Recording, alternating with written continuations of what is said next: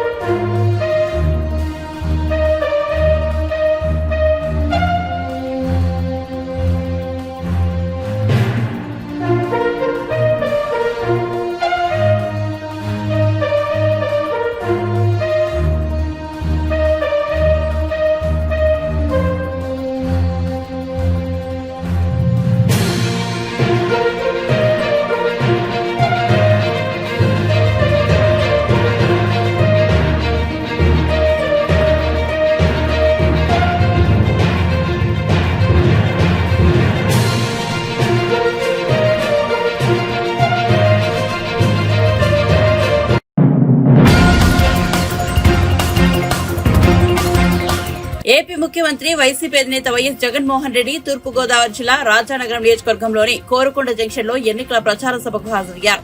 ఈ సభలో ఆయన ప్రసంగిస్తూ మాజీ సీఎం చంద్రబాబుపై తీవ్ర స్థాయిలో దుర్మెత్తారు. తనను గద్దె దింపేందుకు చంద్రబాబు ఢిల్లీ పెద్దలతో కలిసి చేస్తున్న కుట్రను ప్రజలు గమనించాలని అన్నారు.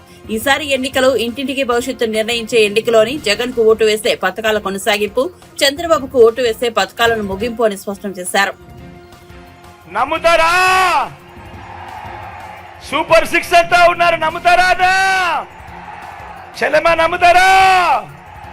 తమ్ముడు నమ్ముతారా? సూపర్ 7 అంటా ఉన్నారు, నమ్ముతారా? ఇంటింటికి కేజీ బంగారం అంటే నమ్ముతారా? ఇంటింటికి పెంచుకాలంటే నమ్ముతారా? ఇలాంటి వాళ్ళ అబద్ధాలు, ఇలాంటి వాళ్ళ మోసాలు నిజంగా ఏ స్థాయిలో ఉన్నాయో ఒక్కసారి గమనించమని మిమ్మల్ని అందరినీ కూడా కోరుతా ఉన్నా. మీరే గమనించే ఉంటారు. వీళ్ళు చేస్తా ఉన్న కుట్రలు మీరే చూస్తా ఉన్నారు. వీళ్ళు చేస్తా ఉన్న ఏ స్థాయిలో కుట్రలు ఉన్నాయో మీరే గమనిస్తా ఉన్నారు. మామూలుగా ఒక ప్రభుత్వాన్ని ప్రజలు ఎన్నుకుంటారు. ఆ ప్రభుత్వం 60 నెలల పాటు 5 సంవత్సరాల పాటు పరిపాలన చేస్తుంది. దానికోసం ప్రజలు ప్రజాస్వామ్యంలో ఓటు వేస్తారు. అలాంటి ప్రభుత్వాన్ని దెబ్బతీయడం కోసం, అలాంటి ప్రభుత్వాన్ని ఇబ్బందులు పెట్టడం కోసం తెలుగుదేశం పార్టీ చంద్రబాబు నాయుడు ఈయన ఢిల్లీతో కలిసి ఏ స్థాయిలో కుట్రలు పన్నుతా ఉన్నారో మీరే చూడండి. అవ్వాతాతలకు ఇంటికే వచ్చే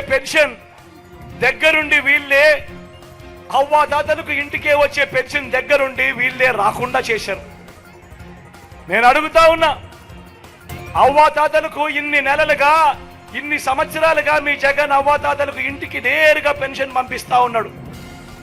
ఎన్నికలకు 2 నెలల ముందు చంద్రబాబు నాయుడు కుట్రలు పన్ని ఆ అవ్వాతాతలకు ఇంటికే వచ్చే పెన్షన్ రాకుండా చేస్తే ఆ అవ్వాతాతలు రెట్టించిన ఉత్సాహంతో జగన్కు ఓటు వేయరా అని అడుగుతా ఉన్నాడు. బిడ్డ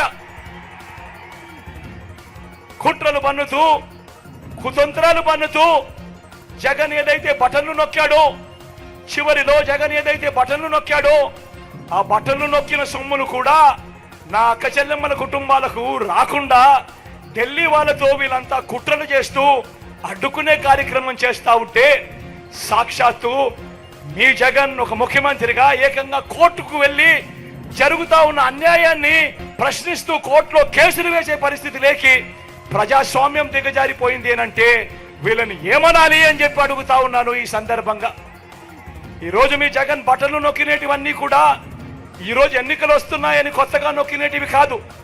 జగన్ ఈరోజు బటన్లు నొక్కినేటివన్నీ కూడా ఈ 5 సంవత్సరాలలో ప్రతి సంవత్సరం జగన్ బటన్లు నొక్కుతూ నొక్కుతూ నొక్కుతూ నొక్కుతూ నొక్కుతూ ఉన్న స్కీములకే బటన్లు నొక్కాడు జగన్. కొత్తగా వచ్చినటివి కాదు, వీటికి అసెంబ్లీలో బడ్జెట్ ద్వారా ఆమోదం కూడా తెలిపినటివి. మరి అటువంటివి 60 నెలల కథ దేవుడెరుగు 57 నెలలు కాకమునిపే జగన్ను కట్టడి చేయడం కోసం ఢిల్లీతో కుట్రలు పన్ని ఆ బటన్లు నొక్కిన సొమ్మును నా అక్క చెల్లెమ్మల కుటుంబాలకు రాకుండా అడ్డు తగిలే దౌర్భాగ్యపు పరిస్థితిలోకి వీళ్ళంతా దిగజారిపోయారు అని అంటే ఆలోచన చేయమని అడుగుతా ఉన్నా. నేను ప్రతి అక్క చెల్లెమ్మకు చెప్తా ఉన్నాను, వారి కుటుంబ సభ్యులకందరికీ కూడా చెప్తా ఉన్నది ఒకటే, ఇన్ని సంవత్సరాలు ఇన్ని నెలలు ఏ పథకం ఎప్పుడు ఇస్తుందో, ఏ పథకం ఎప్పుడు వస్తుందో మొట్టమొదటిసారిగా రాష్ట్ర చరిత్రలో ఎప్పుడు జరగని విధంగా బి జగన్ ఏకంగా ఒక క్యాలెండర్ ఇచ్చి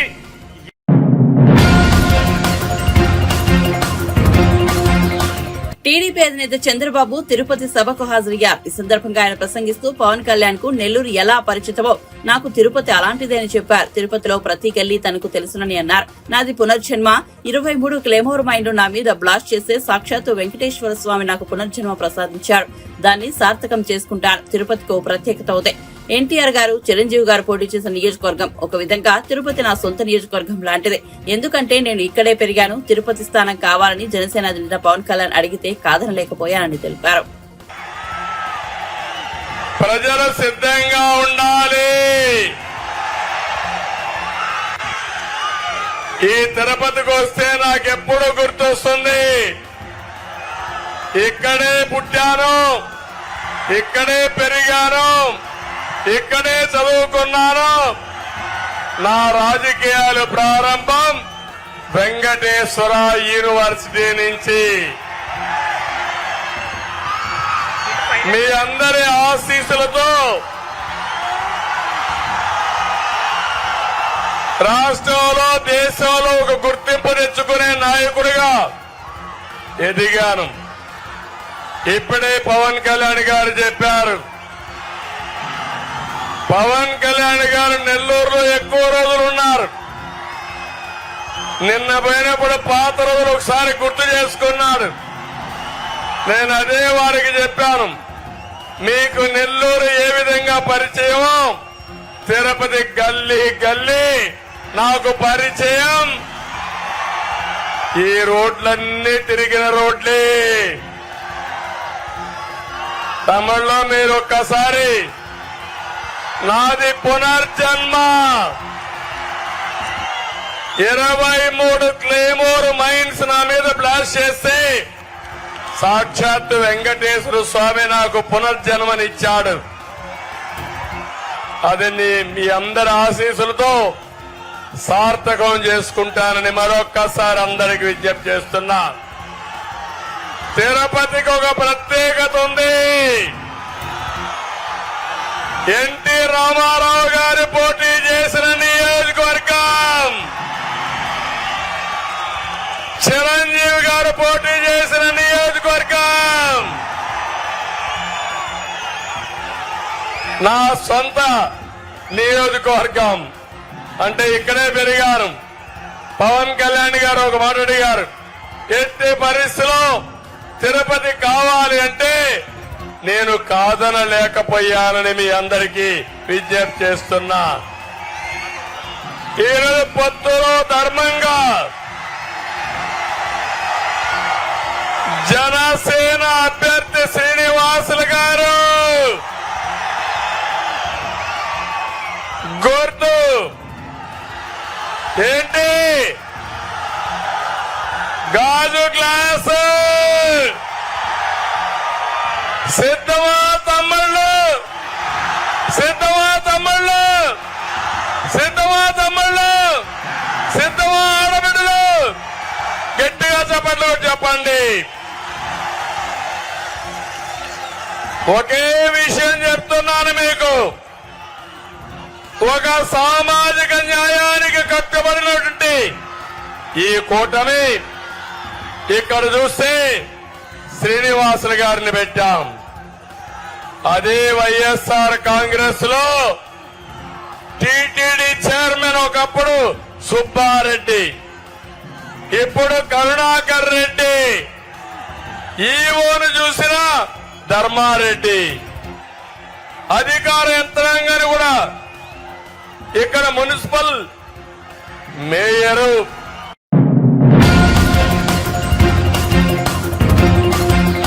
తిరుపతి నగరంలో రోడ్ షో నిర్వహించిన అనంతరం టీడీపీ అధినేత చంద్రబాబు, జనసేన పార్టీ చీఫ్ పవన్ కళ్యాణ్ స్థానిక గాంధీ రోడ్లో ఏర్పాటు చేసిన సభకు హాజరయ్యారు. ఈ సందర్భంగా పవన్ కళ్యాణ్ ప్రసంగిస్తూ 7 కొండల వారిని గోవిందా గోవిందా అంటూ ప్రారంభించారు. ఇక్కడే పెరిగి గల్లీ గల్లీ తిరిగి స్టూడెంట్ రాజకీయాలు చేసి ఎస్సీ యూనివర్సిటీలో స్టూడెంట్ విభాగానికి అధ్యక్షుడిగా చేసి టీడీపీ ప్రధాన కార్యదర్శిగా చేసి అలిపిరిలో బాంబు పేలుడుతో 16 అడుగుల ఎత్తు నుంచి కింద పడిపోయినా వెంటనే లేచి దుమ్ము దులుపుకొని ముందుకు నడిచిన నేత చంద్రబాబు అని కీర్తించారు. ఆంధ్రప్రదేశ్ రాజకీయాలను ముందుని నడిపిస్తున్న టీడీపీ అధినేతకు అందరి తరపున హృదయపూర్వక నమస్కారాలు తెలుపుతున్నట్టు వెల్లడించారు.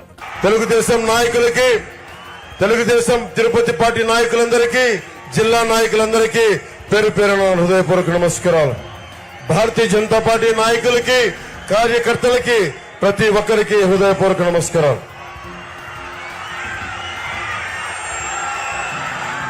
మీకు ఎమ్మెల్యే అభ్యర్థిగా మనందరి కోసం బలంగా వచ్చి చంద్రబాబు గారి మద్దతుతోటి, మేమందరి మద్దతుతోటి, మోదీ గారి మద్దతుతోటి మన తిరుపతి గాజు గ్లాసు గుర్తు మీద జనసేన పార్టీ అభ్యర్థిగా, కూటమి అభ్యర్థిగా జనసేన పార్టీ నుంచి పోటీ చేస్తున్న శ్రీ ఆరణి శ్రీనివాసులు గారిని భారీ మెజారిటీ తోటి మీరు గెలిపిస్తున్నారు.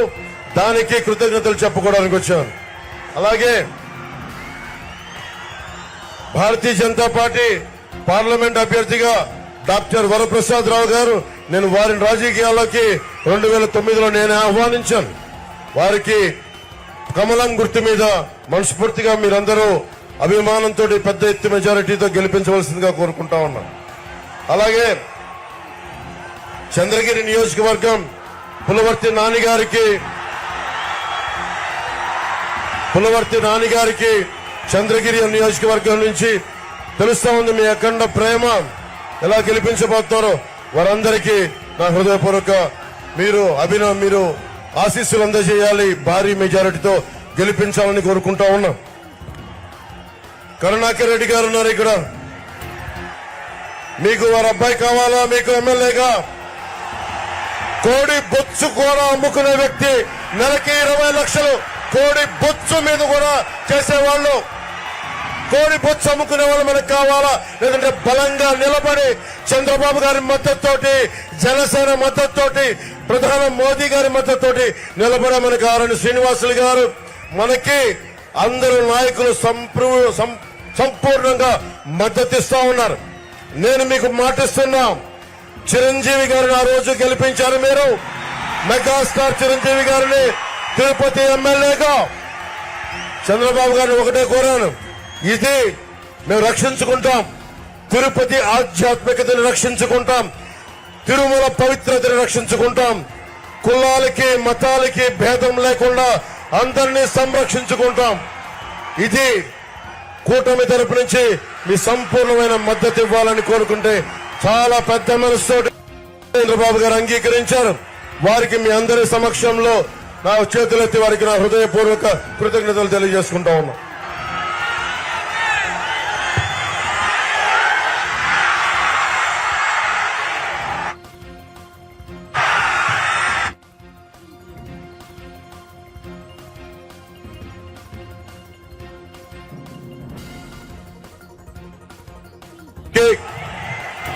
మన ప్రభుత్వం రాగానే మనకి ఇదివరకులాగా మనకి రుయా హాస్పిటల్ స్విమ్స్ లో గానీ 11 మంది చనిపోయారు.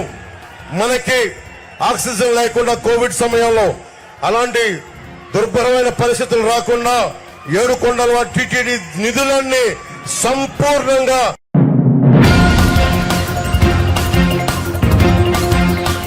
రేవంత్ రెడ్డి ప్రభుత్వం ఏ హామీని నెరవేర్చలేదని, అసమర్థులు, చేతకాని వారు, తెలివి తక్కువ వారు రాజ్యంలో ఉంటే ఇదే జరుగుతుందని బీఆర్ఎస్ అధినేత కేసీఆర్ విమర్శించారు.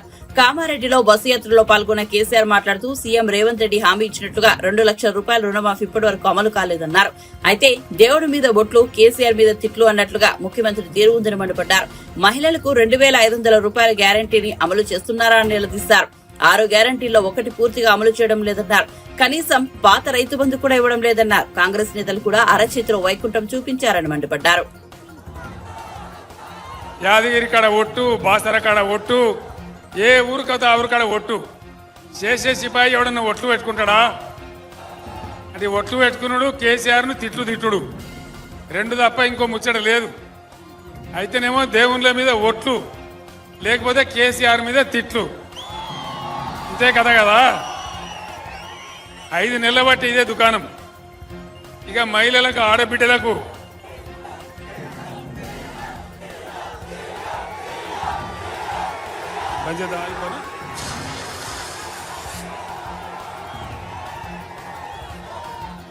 అది కాకుండా నా పక్కకు పెద్ద సంఖ్యలో ఇక్కడ ఆడబిడ్డలు ఉన్నారు. అమ్మా, మీ అందరికీ మనిషికి 2500 ఇస్తాను నెలకు. వచ్చినాయా? కామారెడ్డి వచ్చినాయట కదా, హైదరాబాద్లో చెప్తున్నామా, రాలేదా? 2500 రాలే. ఇట్లా ఏ మాట కూడా కాంగ్రెస్ పార్టీ 6 గ్యారంటీలు అని చెప్పి ఏ ఒక్క మాట కూడా నిలబెట్టుకోలే.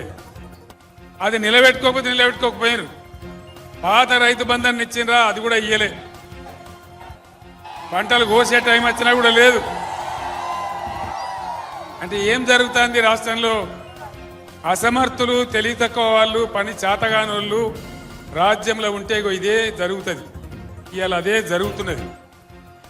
మనం ఇచ్చిన కరెంటు పోయింది, మంచినీళ్ళు పోయినాయి, రైతు బంధు పోయింది, రైతు బీమా కూడా ఉంటుందో పోతుందో తెలియదు. ఎవ్వలకు ఏం చేయలే. యువ వికాసం అని నిరుద్యోగులకు 4000 నిరుద్యోగ భృతి అన్నారు, వచ్చిందా? యువ వికాసం అని చెప్పి 5 లక్షల రూపాయలు బ్యాంక్ కార్డు ఇస్తాం ప్రతి విద్యార్థికి అన్నారు. ఎక్కడైనా ఇచ్చిండ్రు? అవలకన్నా ఏ విద్యార్థికి రాలే. ఇది ఇయ్యపోయినరు. కానీ మన గవర్నమెంట్ ఉన్నప్పుడు వేసినటువంటి ఏదైతే ఫీజు రియంబర్స్మెంట్ ఉందో దాన్ని కూడా ఇస్తలేరు. ₹1 కూడా ఇస్తలేరు. సోషల్ వెల్ఫేర్ హాస్టల్స్ పెట్టినాం 1100.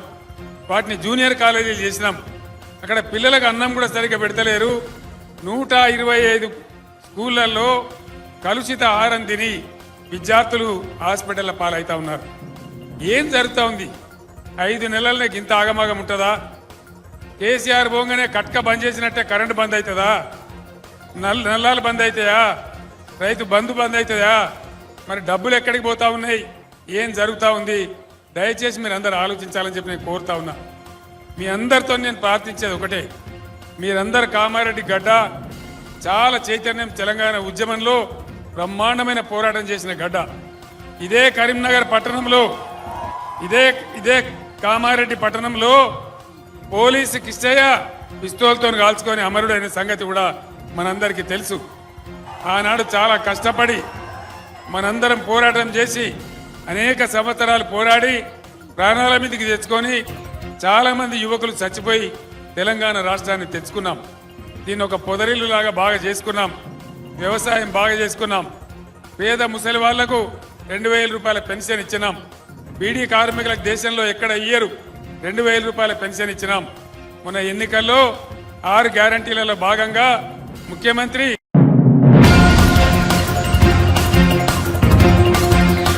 అధికారంలోకి వచ్చిన 3 నెలలకే తమ ప్రభుత్వం పడిపోతుందని కేసీఆర్ అంటున్నారని, కానీ సీఎం పదవి నుంచి దిగిపోవడానికి తాను అల్లాటప్పగా రాలేదని ముఖ్యమంత్రి రేవంత్ రెడ్డి అన్నారు. ఉద్యమం పేరు చెప్పి పిల్లలను చెప్పి తానేమీ పదవిలోకి రాలేదని ఎత్తిపొడిచారు. మంగళవారం నాడు హన్మకొండలో రేవంత్ రెడ్డి ఎన్నికల ప్రచారం నిర్వహించారు. ఈ సందర్భంగా మాట్లాడుతూ 10 ఏళ్లు విధ్వంసం సృష్టించిన కేసీఆర్ మళ్లీ వచ్చి ఓట్లు అడుగుతున్నారని మండిపడ్డారు. అసెంబ్లీ ఎన్నికల్లో ఓటమి తర్వాత కేసీఆర్ లో మార్పు వస్తుందని భావించామని, రైతులకు క్షమాపణ చెప్పిన తర్వాత ఓట్లు అడుగుతారని భావించామని, కానీ అదేది జరగలేదన్నారు.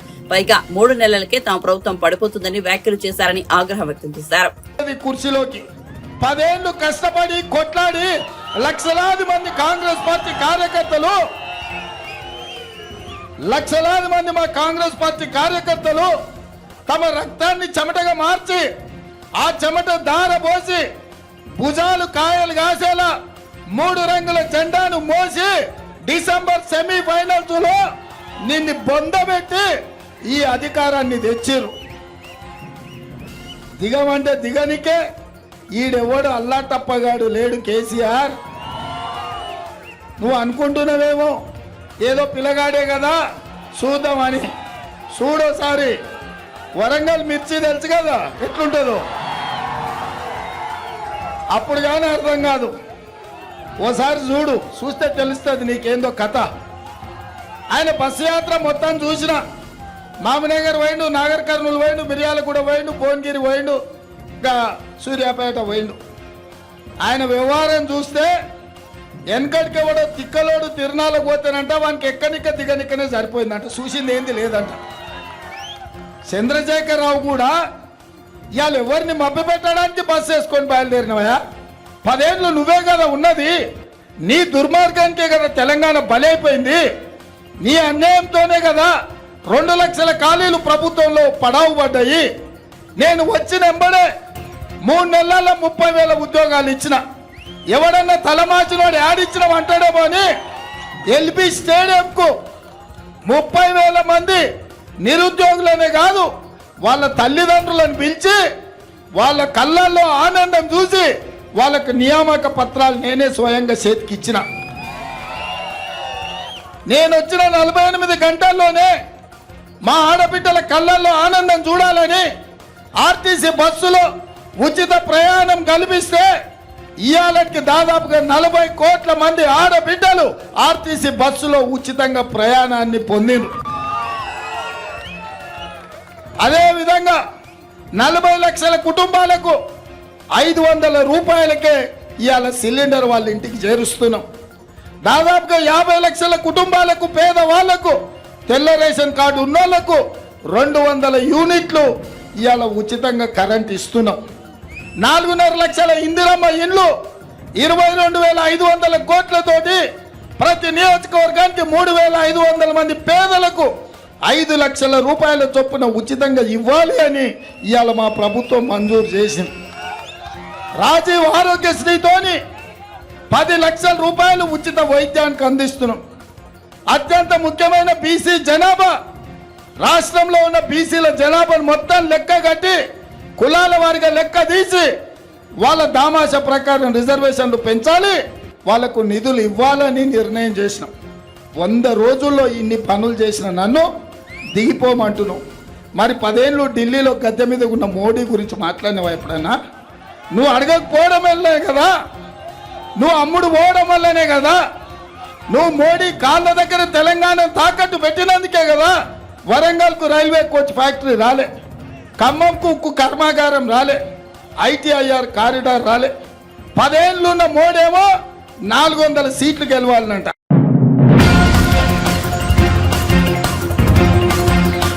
రాబోయే ఎన్నికల్లో కూటమి విజయదుంబిది మోగించి ప్రజాప్రభుత్వం అధికారంలోకి వచ్చాక విశాఖపట్నాన్ని ఐటీ రాజధానిగా తీర్చిదిద్దుతామని టీడీపీ జాతీయ ప్రధాన కార్యదర్శి నారా లోకేష్ పేర్కొన్నారు.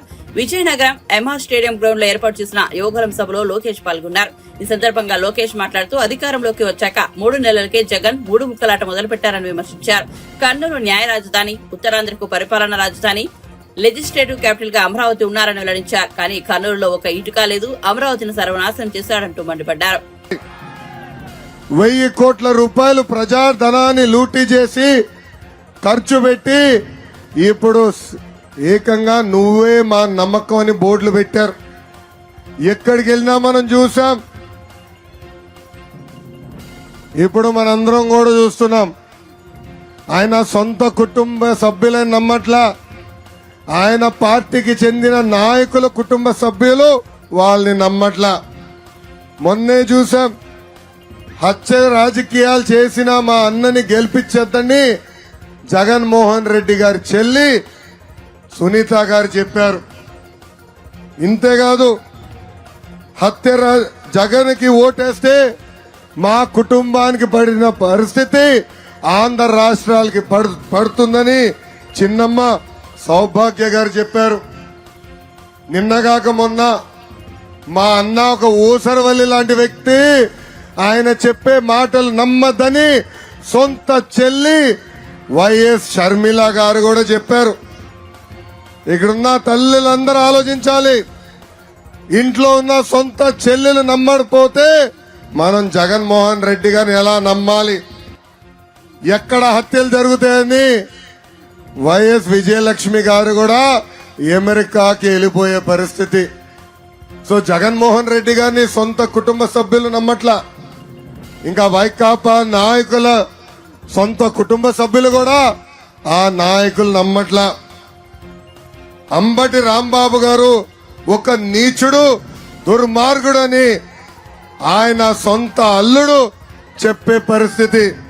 ఇంకొక పక్కన సొంత కొడుక్కి న్యాయం చేయలేదని ముత్యాల్ నాయుడు వాళ్ళ కొడుకు ముత్యాల్ నాయుడునే నాకే న్యాయం చేయలేదు, ఇంకా ప్రజలకి ఏం న్యాయం చేస్తారని చెప్పే పరిస్థితి. ఇంకా ముద్రగడ పద్మనాభం గారి కూతురు ఏకంగా మీడియా మిత్రుల ముందలకొచ్చి వైఎస్ జగన్ మా తండ్రిని వాడుకుంటున్నాడు, ఎన్నికల తర్వాత వదిలేస్తాడు, పాపం మా తండ్రి ఆ ట్రాప్ లో పడిపోయారని సొంత కూతురే చెప్పే పరిస్థితి. ఇంకా పక్క జిల్లా శ్రీకాకుళంలో ఒక వ్యక్తి ఉన్నాడు, దువ్వాడ శ్రీను. ఆ దువ్వాడ శ్రీను సొంత భార్య వాణి గారు రోడ్డెక్కి మా భర్తకి ఓటేయద్దు, మా భర్తని ఓడించండి అని ప్రజలు చెప్పే పరిస్థితి. అంటే వైకాపా పార్టీ నాయకుల సొంత కుటుంబ సభ్యులే నమ్మట్లేదు, ఇంకా జగన్మోహన్ రెడ్డి గారి సొంత కుటుంబ సభ్యులే జగన్మోహన్ రెడ్డి గారు నమ్మే పరిస్థితి లేకుండా పోయింది. ఈ సభాముఖంగా 5 కోట్ల ఆంధ్రులు ఆలోచించమంటున్నా, సొంత కుటుంబ సభ్యులే వాళ్ళు నమ్మపోతే ఇంకా మనం ఎలా వాళ్ళని నమ్మాలని. ఎన్నికల ముందల జగన్ అన్న వ్యక్తి ఊరూరు తిరిగాడు, పాదయాత్ర చేశాడు. ఆనాడు 25కి 25 ఎంపీలు గెలిపించండి, ఢిల్లీలో మెడలు వంచుతా అన్నాడు. ఈ రోజు 31 మంది ఎంపీలు ఉన్నారు. ఢిల్లీ మెడలు వంచాడా? మన తరపున ఏనాడైనా పోరాడా? మనకు రావాల్సిన నిధుల గురించి ఏనాడైనా అడిగాడా? అమ్మా 31 మంది ఎంపీలు ఢిల్లీకి వెళ్ళి ఆంధ్రుల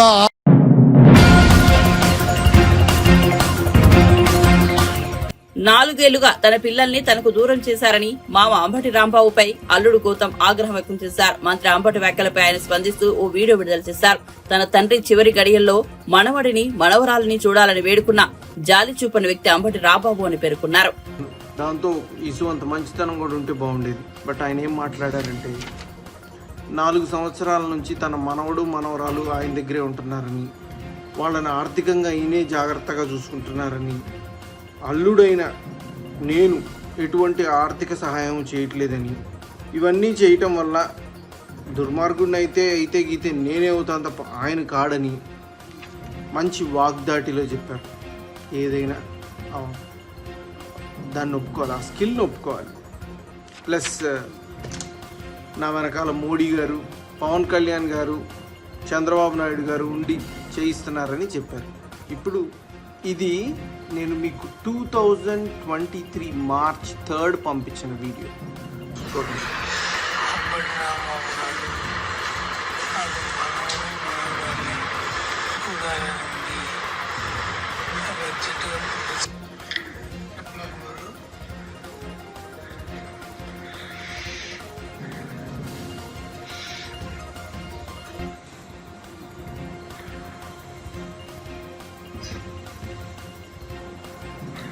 ఆయనకి మాట కూడా రావట్లేదు రాంబాబు గారు, మాట.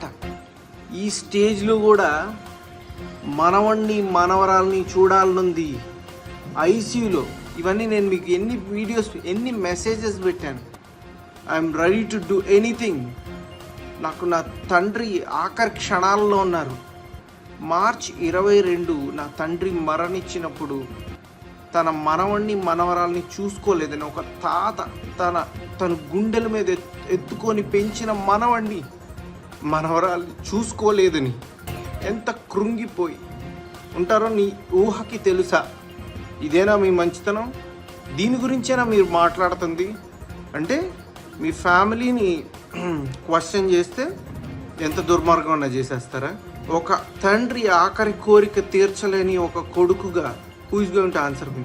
నిన్ను నమ్మి 4 సంవత్సరాల నుంచి మిమ్మల్ని నమ్మి మీరేదో న్యాయం చేస్తారని విసుగెత్తి నేను కోర్టుకి వెళ్తే నా తండ్రి ఆఖరి క్షణాలలో తన మనవణ్ణి మనవరాల్ని చూసుకోవాలని ప్రాధేయపడి మీ అందరికీ ఫోన్లు చేసి కాల్స్ చేసి ప్రాధేయపడితే పంపించలేదు. దీన్నేనా మంచితనం అనేది? ఇప్పటికైనా చెప్తున్నా, మీరు నా కొడుకుని నా కూతుర్ని పోషించనే అక్కర్లేదు.